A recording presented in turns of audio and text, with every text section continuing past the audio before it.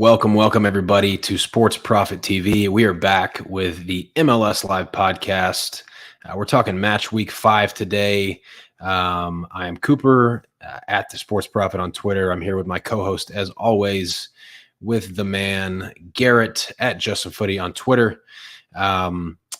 Before we get into the show, real quick, I want to go ahead and plug our sponsor of the show. Of course, I'm talking about BetUS, really great sports book. The only thing I want to mention about BetUS today is that they're offering a very, very generous sign-up bonus, 200% via crypto deposit up to $3,750.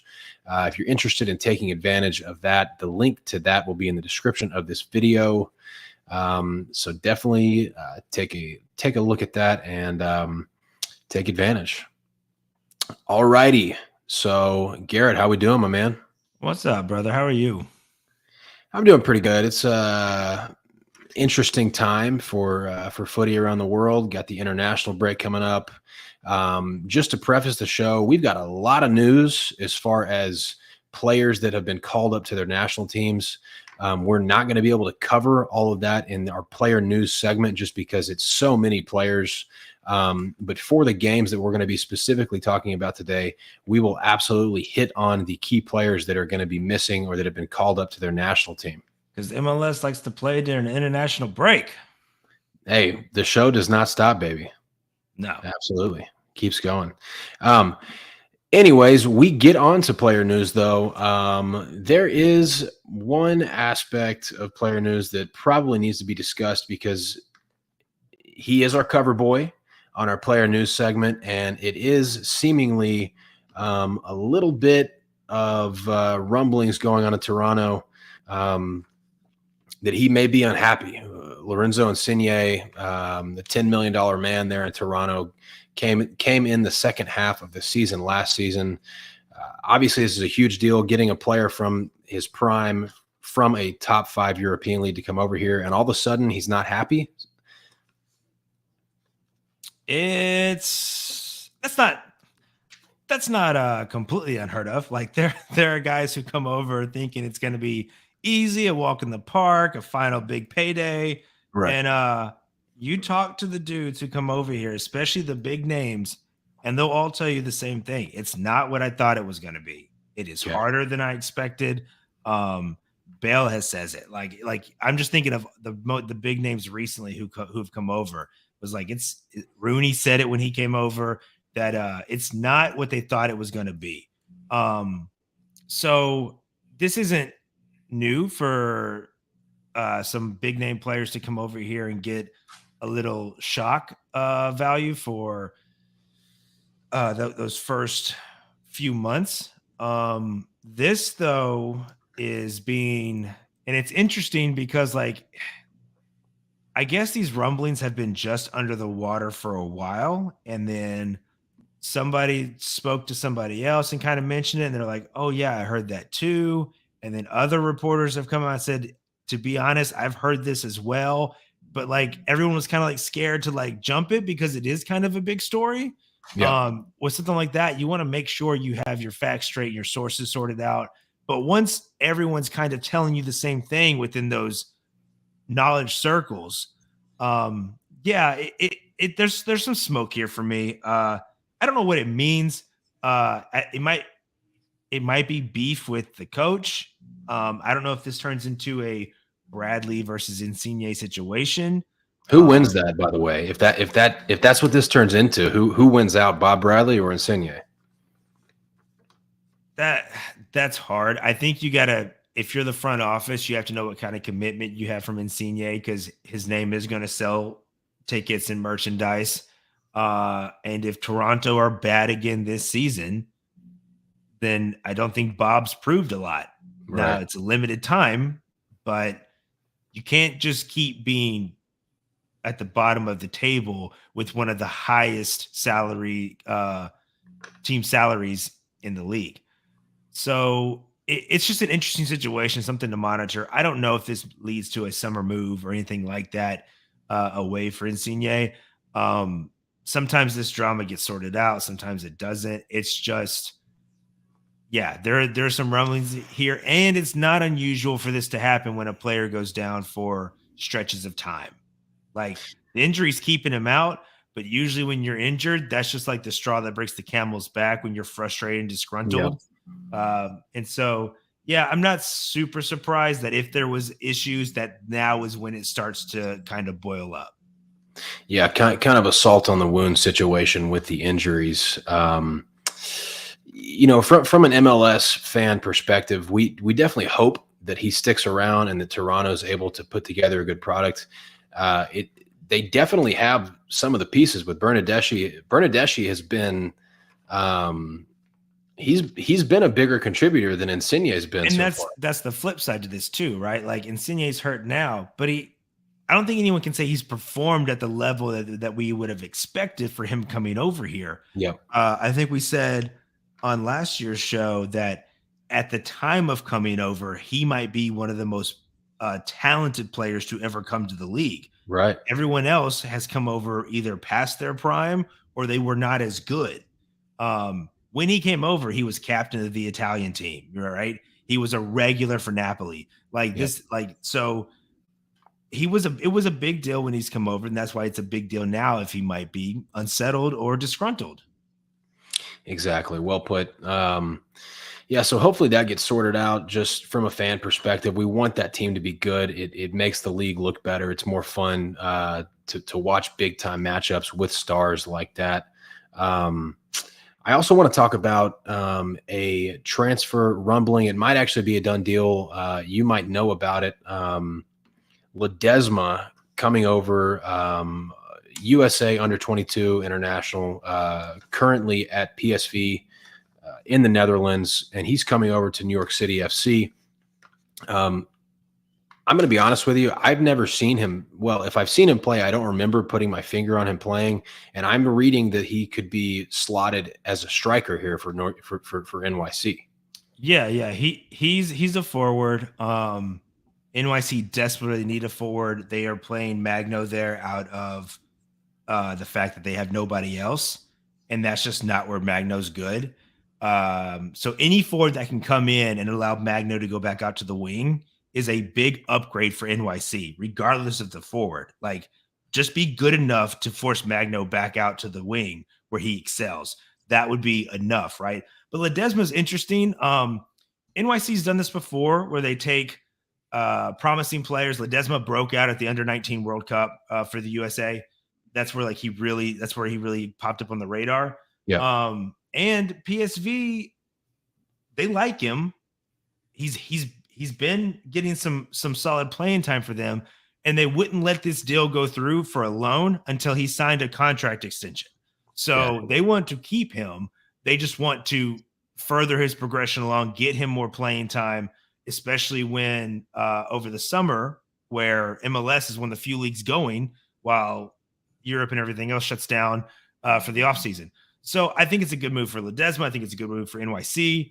And we'll see if he can kind of get that magic back that he had when he was an under-19 player. He can score goals. And like I said, the biggest deal here isn't that he's coming into the team to score goals. It's that hopefully he can push Magno back out to the wing.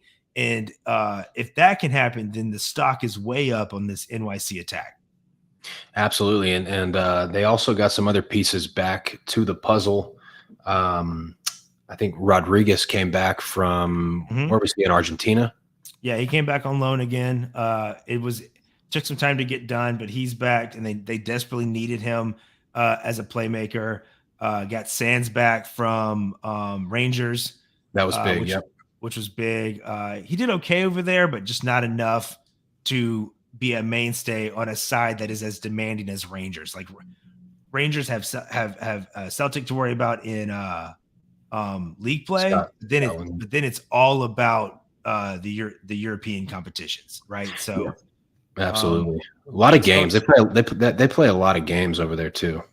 Yeah. So, but he is a good player, and NYC are happy to have him back in a place he's comfortable with. Absolutely. I want to bring this comment up real quick, just to touch on the Insigne situation real quick, and then we'll move on to predictions. But Jamie in the comments He says, but the organization is going to have to make sure that if a new coach is in the cards, talking about Toronto here, the reasons are not tied to a frustrated player with clout being the cause, which you kind of mentioned that. Yeah, no, I understand that sentiment, and like I said, that's for the front office has to figure a lot out here. Like this is not a simple situation, because here's the thing: it's Bob Bradley isn't the only Bradley in Toronto. So, like, if you've got an issue That's with right. a Bradley, if maybe it's the coach, maybe it's the player, it could be both. Like Mhm. I don't know what that looks like. So it's not as simple as just dumping the coach and getting a new coach.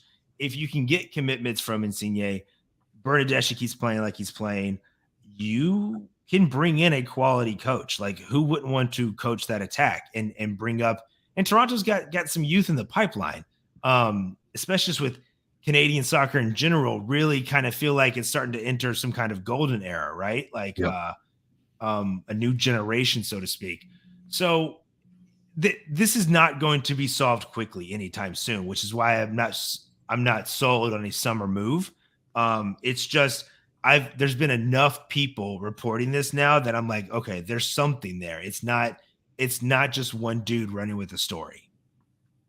Yeah, yeah, absolutely. I think we've seen some reputable reporters put that take out at this point. It's not a whole lot of nothing. But okay, moving on to the prediction segment of the show.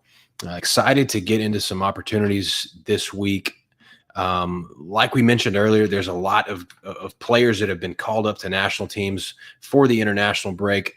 But Garrett and I have done the homework for you. We've dug into this, and hopefully the idea is that we will find some opportunities with some of those missing pieces, find the right teams to fade and the right teams to back. But as always, which is basically tradition at this point in our show, Garrett is going to kick us off with his first play. Yeah, and I'm just gonna go ahead and get the ugly one out of the way. Okay. This one's tough because it's juicy, and I don't typically like playing juice, um, but it's a weird slate with a lot of players missing, and so I'm going to start off with Austin, both teams to score as they host the Colorado Rapids. Okay. Austin gets to have all three designated players, which is that forms that attack of theirs in Fagundes, Rigoni, and Driussi. Yep. But their only other true starting center back, and I say starting because they've got other center backs, Leo, the Finland defender, he's been called up. So now you're going to have at the back some kind of combination of Ring and either Keller or Tariq. And Keller got absolutely destroyed in the one game he's featured in this season. And Tariq had the absolute worst own goal I've seen in a long time in Champions League play. So neither one are solid options. And Ring is not a true center back. He can play it. I think he's played well there. I don't have any complaints about what he's done filling in. But now you're going to have a third option center back and a defensive midfielder playing as your pairing in the back. I just that's why I'm focusing on Colorado to score. Colorado has both forwards called up in Yappy and Rubio. And so you're like, who's going to play forward? And I think BetUS. I don't know. Honestly, I don't know. I think that attack is some combination of Bassett, who's back from the Dutch league, BetUS, and then I think this is a spot they have to start Cabral. You paid over $1 million for him. Yeah. Colorado doesn't pay for players. I think their record signing is like 1.8 million, like in their franchise history.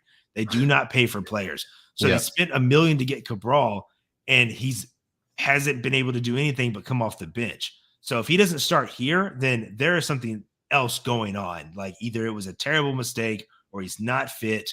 Some combination of the two. I don't know. But I don't see how you don't start Cabral here. And so Bassett's done well playing up as a more attacking wing, which I like to see. Barrios can beat you on his day. He's not special, but he's got speed, and Cabral is fast. And Cabral, the one thing I can say about Cabral when he was in LA is for all those misses he had, those bad misses, you have to be instinctual to get to that spot, right? Like Yeah. you have to be there to miss that ball. Right. So I don't think Cabral is just dust. I think there's still potential there. It just never came to fruition in LA. We've seen players make moves and just a new setting help them. So I'm hoping this is a chance for him to really kick off his season in a spot where I would absolutely want to attack this Austin defense. It sucks that it's the Rapids. But yeah, I'm going to attack him here. To get into some stats, I mean, Austin, they are top 10 in expected goals this season, and top 10, as in top 10 worst in expected goals conceded this season. So they can score, they can let in goals. It's there for the opposing team if they put it together. Colorado only has 1 goal this season, I'm aware, in 4 games, but their expected goal total is 4.5. So they've been getting some looks. They just have to put it together. I mean, I think you wouldn't argue this point, Cooper, with why not Austin? Like why not Austin to be the team where you put a little bit of an attack together? Yeah. And then Colorado leaks goals. Now they are tied for league worst in expected goals conceded at 7.7 on the season. Granted, 4.1 of that came against Seattle in the first game. Yep. But you're still averaging letting in a goal a game from an expected analytic value.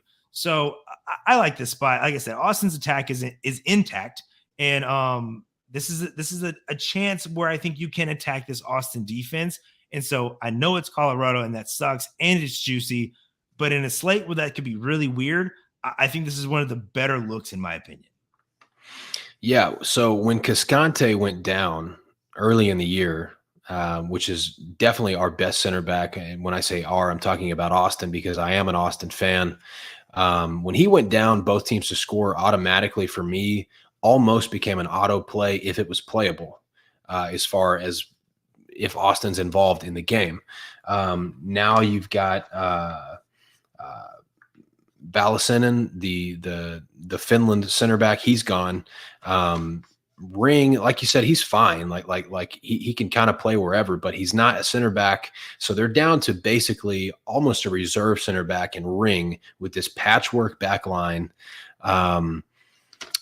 Yeah, I like this a lot. I think this is a situation where there's just a lot of scenarios that can play out in this game for this to happen. I just see more scenarios in my head where this comes through than it doesn't, because I would much rather attack a really terrible, just in shambles back line than have a really good attack go against a good back line. So, yeah. So Colorado is going to be good enough to have chances and knock one in. All you need is one mistake, and Austin is scoring at home as well. So I think this is fine. This is right on probably both of our juice limits, but I think it comes in. If anybody out there wants to play this straight and throw it in the parlay, I'm fine with that. This is actually one of my favorite parlay pieces for the MLS weekend. Really like this. I know you said it's kind of gross because of some factors here in the price, but I really like this spot. But with that, I will move on to my first play, going to Philadelphia. I actually know somebody that watches the show that said he's going to be at the Philadelphia game this weekend. He responded on Twitter yesterday. So hopefully he has a good time at this one. And as a good time, I mean, I hope this game is like 0-0. I'm going to be on the under 2.75 here at -120. Multiple reasons for that. Both of these teams are going to be without what I want to call their glue guys, their quarterback, both of the guys that pull the strings for these attacks. Facundo Torres have been called up to Uruguay. Gazdag is gone for Philadelphia, who's going to be home here. And I dug into it a little bit more. Not only is Gazdag going to be gone, but Carranza got a red card last game against Montreal, so he's gonzo. Left the game with an injury. I'm not sure if he'll be back or not. And then McLean who is McGlynn, one of the younger depth pieces for this attack, who's actually a pretty good forward, attacking midfielder type guy. He's not going to be available either. He's also been called up to the United States under-20 team. So Philadelphia is going to be down to Bedoya, and that's pretty much it as far as their attack. So not a lot of attacking pieces that are remaining here for Philadelphia. Orlando already can't score goals to begin with. You know they're going to go into this game. The plan has got to be on the road to be even more conservative than they already are. So I don't think with all those guys missing, Philadelphia has enough to just totally run away with this game.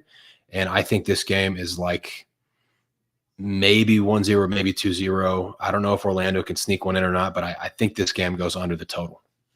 So this game, no matter what, is going to be disjointed in the sense of combined, you're going to have around 14 players missing between both rosters.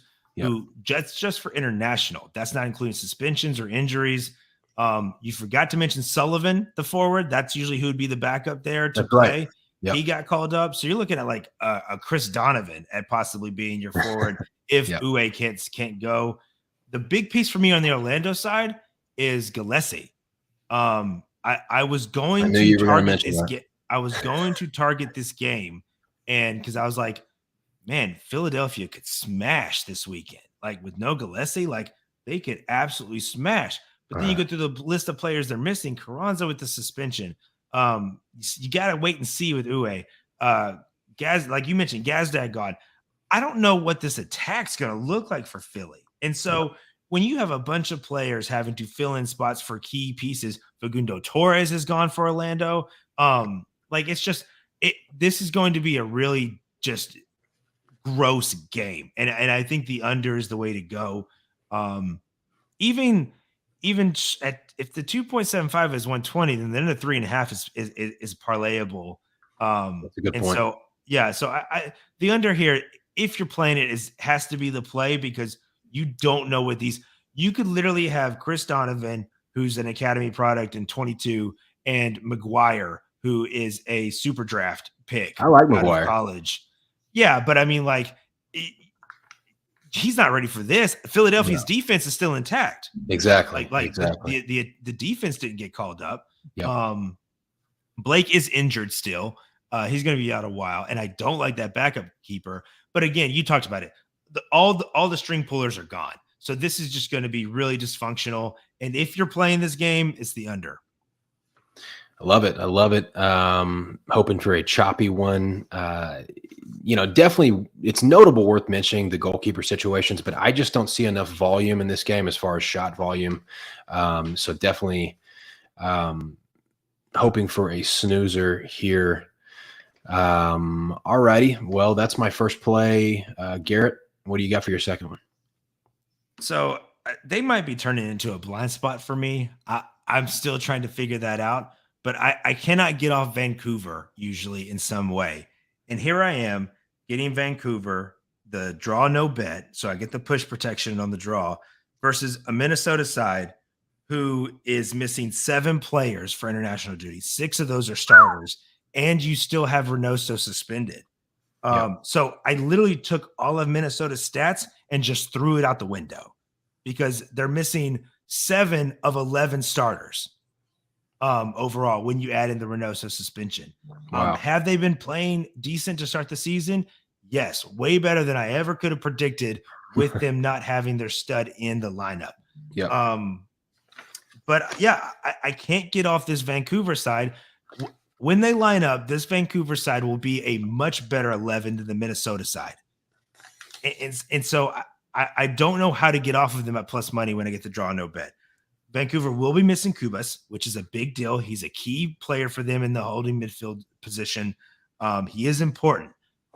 But again, I'm just going with who I think overall has the better 11, which we know that doesn't always end up, being the team that wins. But for plus money, I don't know how you get off of that.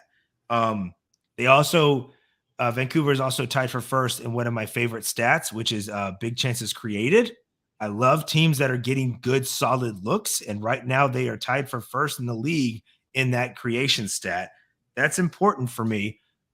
Even though their other underlying stats don't point to them being a great team yet. I've wanted to attack this Minnesota team every week, and every week I found a reason to stay off. And for the most part, my instincts have proven right because Minnesota's gotten results. But I think this is the spot, man. I don't know how missing all of these starters, how Minnesota does anything better than 1 point here. Yeah, well said. This Vancouver team, we've talked about them in weeks past. I think they're really close. So, like, you got to keep in mind, they've been balancing these Champions League games. So they've been playing on short rest. They've been rotating some. But when they have shown those flashes of brilliance and just their attack has just looked like butter at times, the way that they meld with the midfield, really good midfield in Vancouver. I think they're really close. I think they're really close to popping off. There's a couple other teams that we feel that way about too. But yeah, good spot here. Vancouver just Minnesota just reeks of a team that has overperformed so far this season. Now they're going to be without seven guys. I think this is a good spot, man. I love the plus money. What's the double chance at this point? Depending on the book, it's going to be minus 150 to minus 170. We talked last night, and double chance was what I had penciled in, and it moved about 25 to 30 cents before the show. So I try to give prices as close to showtime as I can get them because I don't want to take a price 2 days out and it move a bunch and I throw that on the show and then no one can get it, right? Like that's not fun. Right. Double chance as a parlay piece, I'm cool with too. We like to throw those out because we know y'all are degenerates. But that was going to be my straight play, but it moved out of my juice range. And so now I've just pivoted to the draw no bet at plus money. Right on. And good time to remind you guys that specifically this week with players out, a lot of people, for whatever reason with Major League Soccer, there's a lot of movement on the day of or the night before. I mean, we've seen it every year. It's like you're wondering, like, where's the line movement? And then like match day hits and boom, like that's when the money pours in on Major League Soccer. There's a lot of players missing this week. So if you're watching the show live or a couple of days after the show, definitely hop on these because I do anticipate some line movement. All righty, moving on to the next one. This one will be mine. This one's going to be interesting. Looking forward to discussing this with my buddy Garrett here. Charlotte and New York Red Bull, both teams to score minus 110. I like the price. Look, Charlotte has been a team this year that has struggled to find the back of the net, much like Colorado. I think they've got one goal this year, if one or two maybe. Anyways, Charlotte's at home here, though, and that's a big deal for me. Okay, so Charlotte's got 2 goals this season. They have not scored at home. 0 for 2 as far as when they're at home. They haven't scored this year so far. But I have liked what I've seen from their addition. Copetti, the striker, the Argentine Copetti, he's really impressed me. I'm not saying that he's Tati Castellanos, but he does a lot of things that remind me that, and I want that to be my comp. He's really good in the air with his head. I think he's a good fit for this team and what they like to do. Charlotte already scored a lot of their goals last season off set pieces. I think he's a good fit for that style. And going back to 2022, Charlotte scored at home in 15 out of 16 games. So they just had that home magic.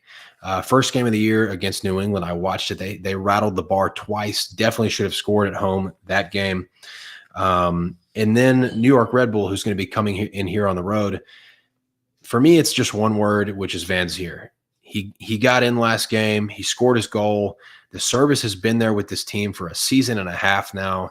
He should get his start up top for this one with you would think he should be starting already regardless.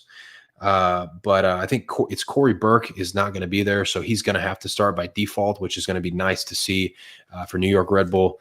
And overall, I'm not a big stats guy anyways. This is a totally instinctual gut play for me. I think this one comes in. I think Charlotte scored at home, and I definitely think the Red Bulls score on the road. So yeah, this is an interesting game to discuss, and I guess to talk about your play, but also go just dive into mine because I'm Yep. going to be on. It's another draw no bet, and I'm going to be on the New York Red Bulls draw no bet here at -110. And Charlotte is a bad team. They are absolutely trying to do too much and shooting themselves in the foot over and over and over again. Burke is not going to be in. Van Zier did net last game after going. I don't know if he went 15 or 25 minutes. I forget which one he looked. He's been getting some bench run. It was a good goal. I think this is a good spot for him to start. I'm not going to go and say I guarantee he's starting. But this is a good spot. Lewis Morgan is hurt. That's not great for Red Bulls. But given this is a fade against Charlotte for me, I like Red Bulls on the road. Red Bulls play that high energy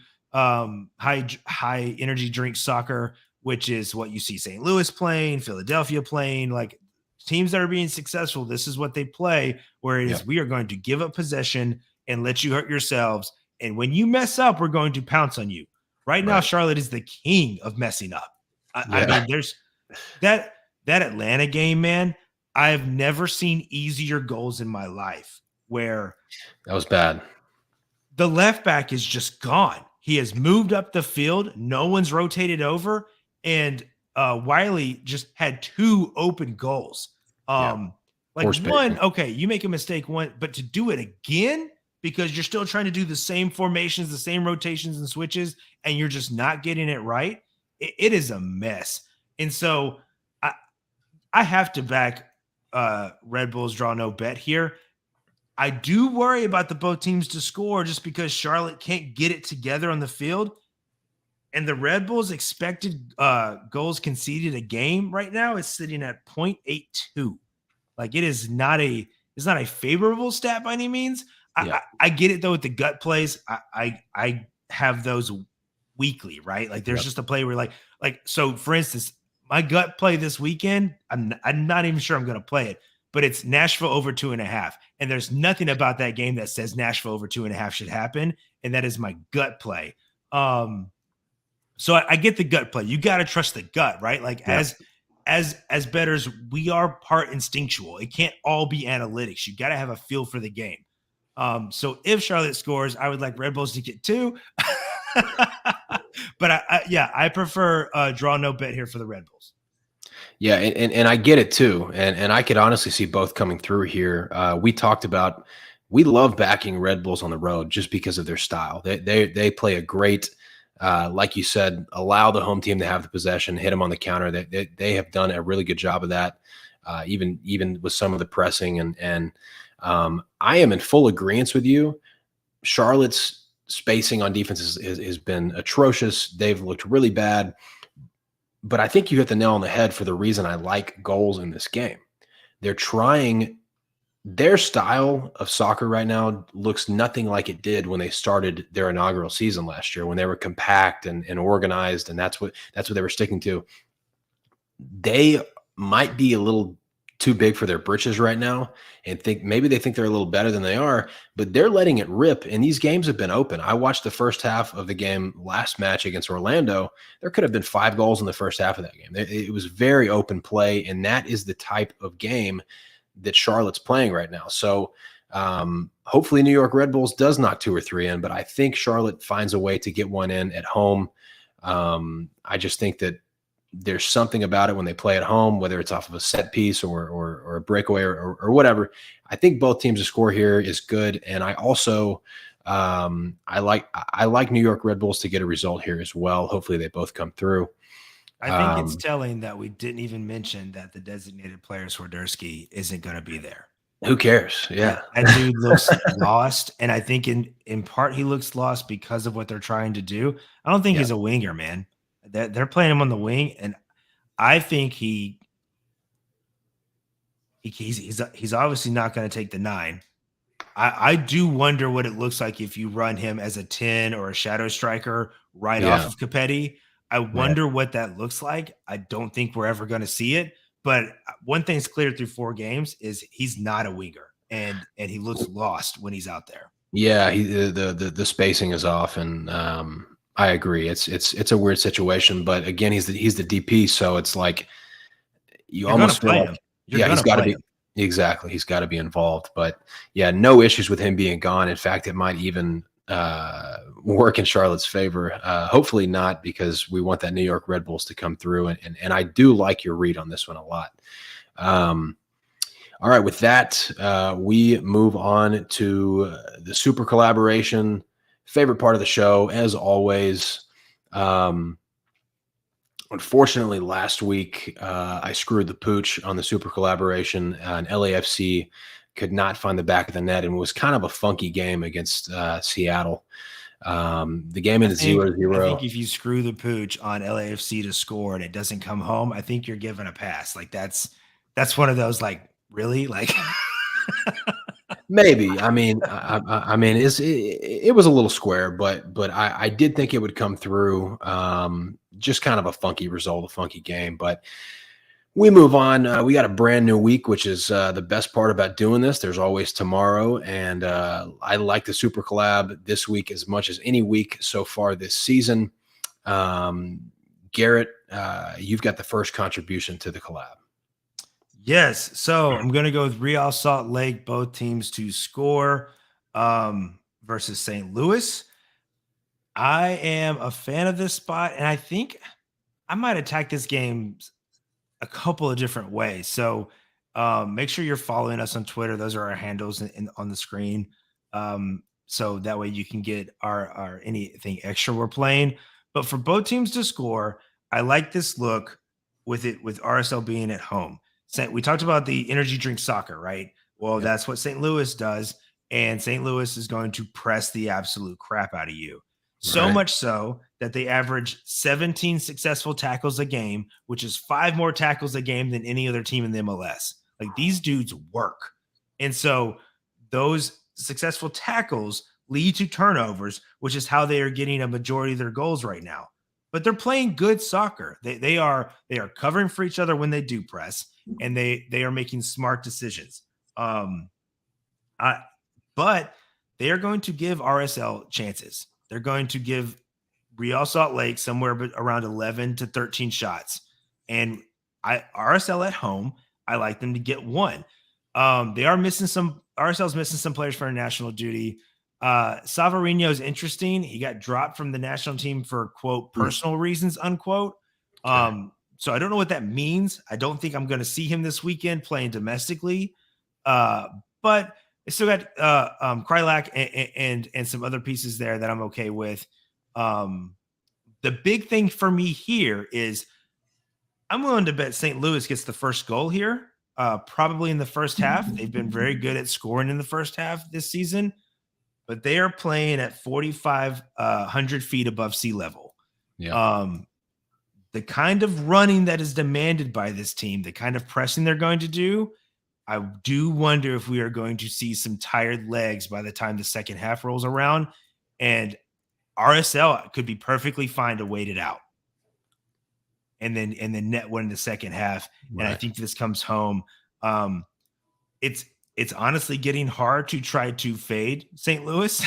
I mean, like I think they're getting deserved results. I don't think they're necessarily as lucky as maybe we thought they were or wanted them to be, considering they just broke the record for wins to start a expansion season in Yeah. 4. But yeah, it for me it is the geography plus the style of soccer they play. I do expect some guys to get winded by the second half, and I think that's where RSL can get this home for us. Cool. Yeah. So St. Louis City. I'm going to try my best to not be stuck to my own, biases and the things that I've come up with in my head over here. And you made a good point about the tackles, because that's exactly Like, yes, they've had some deflected goals, they've had some own goals, they've had some fortunate things, but they're making their own luck is what they're doing. They are the ones that When are, you force those mistakes. yeah, they're making their own luck. They're forcing the mistakes. And you made a good point about that stat.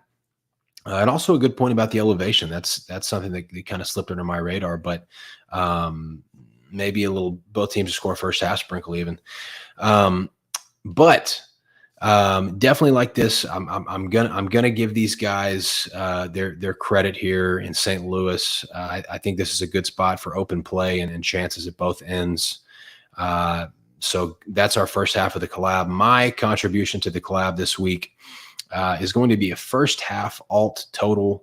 DC United hosting New England Revolution. I'm going to take the first half over a half of goals here. Honestly, I've actually been semi-impressed with the DC attack this season. They have impressed me a little bit more than I was expecting as far as their chance creation and their aggression and their cohesiveness. And their defense is really bad. I've got a stat written down here about DC. They have allowed 11 big chances in their first 4 games, which is quite a few big chances. New England is, their attack looks fine. They're only going to be, I think Borrier is going to be missing from their attack, but for the most part, their attack will be intact. Same with DC. Weather should be fine as far as I could see on the forecast now. I think that this game has the makings of an open game, and I think that we see an early goal in this one. Yeah, so you sent this play, and I was just like, okay. I just want to see what he has to say. Like, I don't know how I feel about this one, right? Like, I'm not a, you know me, I'm not a huge first half guy, like anyway. Like, I would much rather have the full 90. Like, I need those tired legs. I need those subs in the second half to get some of my plays home. So this is an interesting look. Of course, I like the price. Like, anytime you can get this and get some nice plus money. But you do make good points about DC. I think Wayne Rooney is an excellent coach.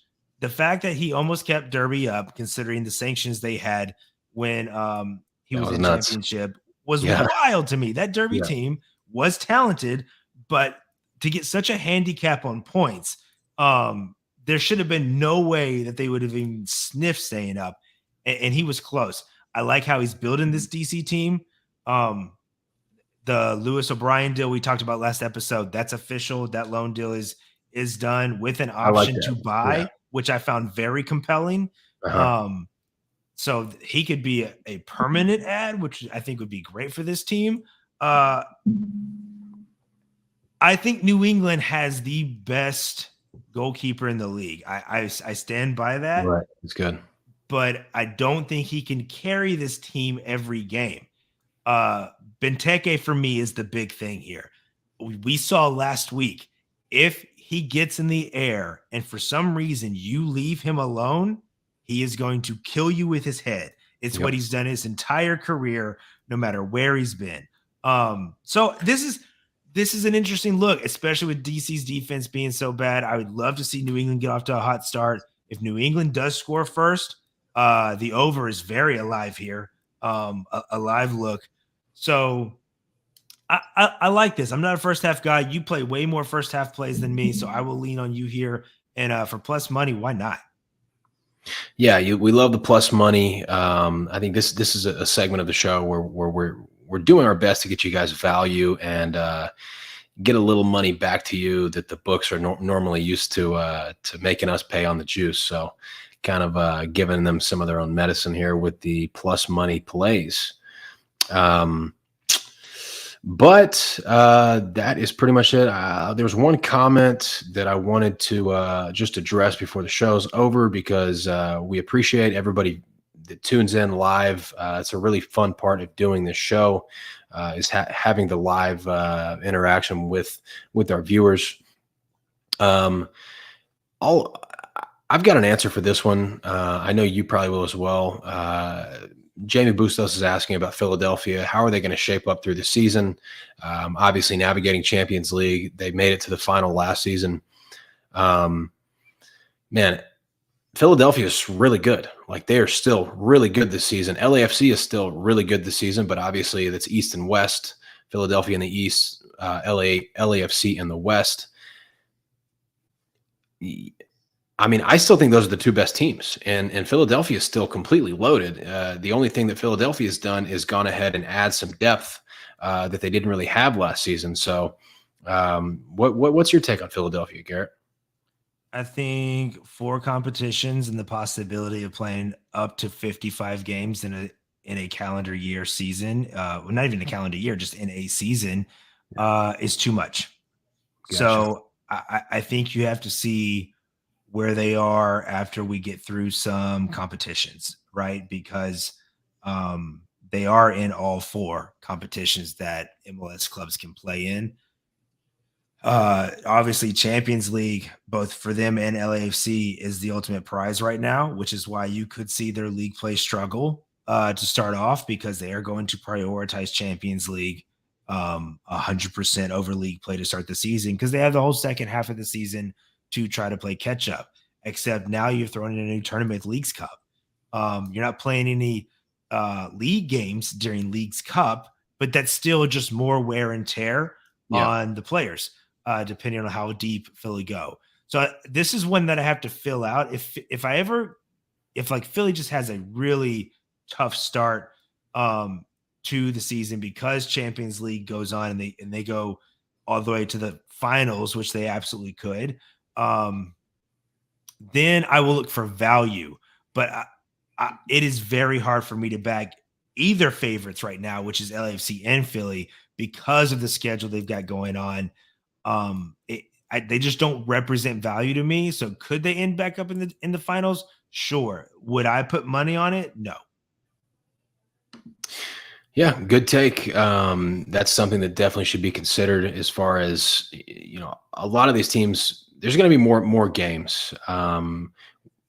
MLS rosters are getting, we're seeing improvement as far as depth and total, depth from head to toe in these rosters, but that's a lot of extra games. And like you mentioned, Philadelphia is playing in all 4 of these competitions. So good point there. But speaking of which, US Cup started tonight. US Open Cup, we love it. Cup sets. Love me a good cup set. You get cup sets in 3rd and 4th division? I don't know. I don't really know how that works exactly. Like who's higher? I'll tweet out a link later if you're just a super degenerate and you want to watch some not great footy, in my opinion. I will tweet out a link where you can watch some of the first round of the US Open Cup, because maybe there's something else on. So there are betting odds. So I mean, yeah, no, I mean the books will let you play whatever you want. Yes, they will. We love it. Yeah, I don't know who would be favored, like an NPSL team or a USL2 team. I mean, it all gets a little convoluted at that point. But anyways, you got anything, Garrett, before we close? No, I'm with Brian. Let's cash some tickets. Best of luck to whatever you're on this weekend. Thank you always for your support and tuning in. And I'll catch you next week. See you next week, guys.